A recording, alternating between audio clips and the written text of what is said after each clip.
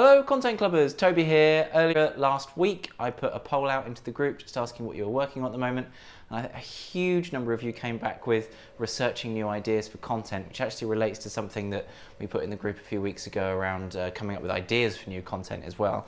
So researching new ideas for content and coming up for new ideas for content, let's jump straight in and solve this problem because it's come up a load of times. I've talked about it a lot, but we're still struggling with it. So I'm going to show you two tools that you can use, and I'm going to put links to those tools in the comments below so that you can just get started with those. However, before I show you those tools, I want to explain 3 ways that you can research ideas for content. The first way is very simple. You simply go to existing customers, peers and community and so on, and you ask, much in the way that we're generating this content. I put polls and questions out to you guys, and then I generate content that answers those questions.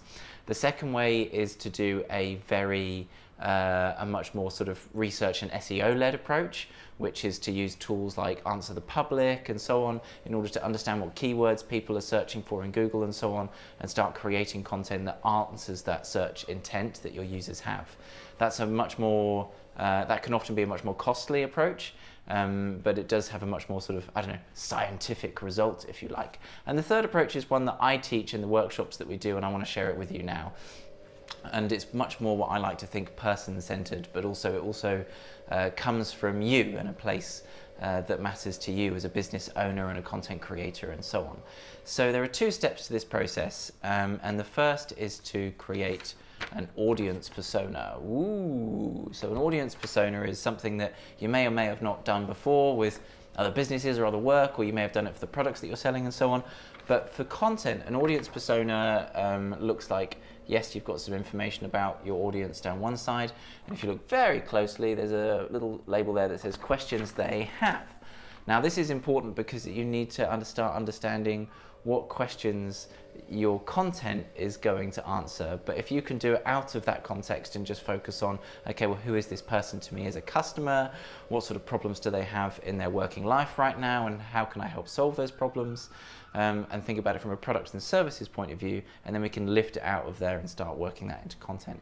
So for example, if my persona is Harriet, the graphic designer from Brighton, she might have questions like, how do I find new clients locally? How do I price graphic design work? How do I meet other designers that I can collaborate with? Stuff like that. These are questions that that person might have, and I want to start writing them into my personas so that I can start understanding the people that I'm creating content for. Once you've done that, if you can try and get 5 questions populated into that persona, then you can then move those questions over to an ideas sheet or a topic planning sheet. Now, if you see here, I've created a few which are kind of like, how do I use content to attract new customers? How can I reduce my advertising costs? These are all questions that content clubbers might have, right? And then I can start writing ideas for that content underneath there. Like I said, I'm going to put this stuff in the comments below so you can just have a better look there. But if I can create a persona and questions around that persona and then lift those questions out into topic planners, and then typically having 5 is a really good one. If I can have 5 questions and then come up with 5 ideas for answers to those questions to create content around, if I just complete this exercise, and this only takes sort of 10-15 minutes, that's 25 pieces of content. And if you're producing 1 blog a month or something, or 2 blogs a month, that's your whole year done. You don't need to do any more ideation ever again. So this is a really, really great process to go through in terms of thinking about your audience. What questions do they have?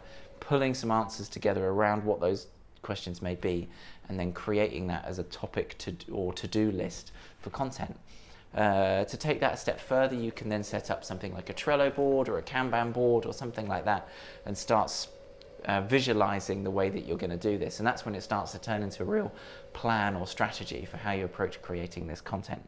Guys, I really hope this was a useful video in terms of understanding how you can start researching ideas. Like I said, there's a couple of different other ways. Go and ask and survey your audience or your existing customers. Think about the questions that they come to you with once they've been buying your services for a little while, and think about what the barriers are to becoming an even better customer. Or go down the SEO route, or do this and just download the audience sheet below, fill it in, and then start moving that stuff across into the topic planner and just start writing lists of ideas. The headline that you come up with doesn't have to be the headline you use. It just has to prompt you to start answering that question for your customer. Okay, guys, hope that was useful. Any questions, just shove them in the comments below. I look forward to catching up with you all very soon.